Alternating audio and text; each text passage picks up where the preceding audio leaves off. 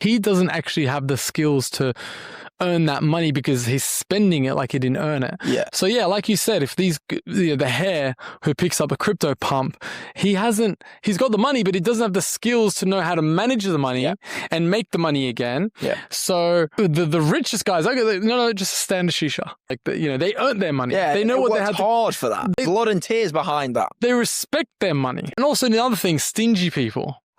When I see stingy people, it actually lets me know that they don't have confidence in themselves to make money. Themselves, I need to hold on to every single dollar that I can because I don't trust myself that I can make money again. Yes. But if you let money flow, you know you're a money-making machine. So a lot of these behaviors that these guys do, you can actually just watch them and they'll tell you a story. It's like dating. It's like my buddy was showing me his dating app, right? My love language is this. She's giving you the code Just recite the answers that she wants to hear back to us.